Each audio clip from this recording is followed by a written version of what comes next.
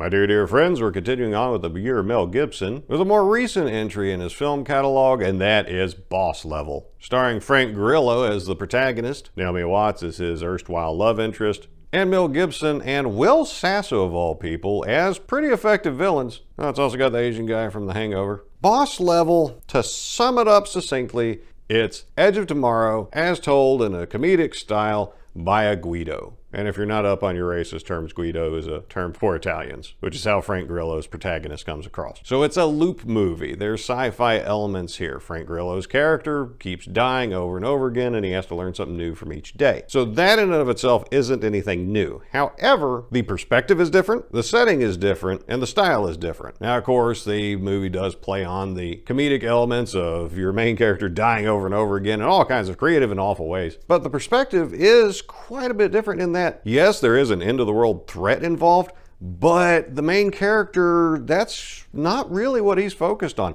There is some potentially deep storyline involving the technological MacGuffin that allows all this crazy stuff to happen, but the main character doesn't care about all that. He cares about his family. He cares about his estranged son. He cares about his ex-wife. And there's points in the movie where there's lore dump about how this time loop thing is even working, and he just glosses right over that because he's invested in what he's invested in. And the rest of that's just background window dressing, or is very much tongue-in-cheek. And this movie very much is that. And Mel Gibson's villain, he is clearly good at being a villain and assembles an all-star cast of misfit villains to serve him and to go after and kill the protagonist. But we never learn that much about him because that's not what the main character's interested in. And so this story really is driven by the perspective of the main character, and I respect that kind of honesty. It didn't try to shoehorn in any additional storylines or subplots that our primary vehicle for exploring this story just does not care about. Unfortunately, the dialogue isn't great. I'd give it a 6, maybe 7 out of 10, but it's not awful, but it's definitely not Shakespeare. But it's amusing enough and it's interesting enough to keep you going along. This is a movie for fun and popcorn, but there are some feels in it too. And if you do decide to check it out, like my cousin Chris cajoled me into doing because he recommended it so highly, and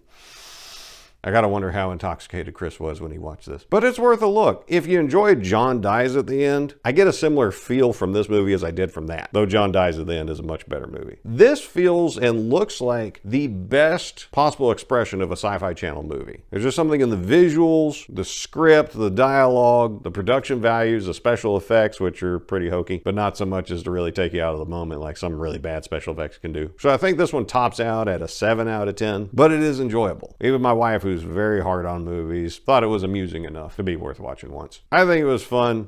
I think you should give it a whirl, so check out Boss Level.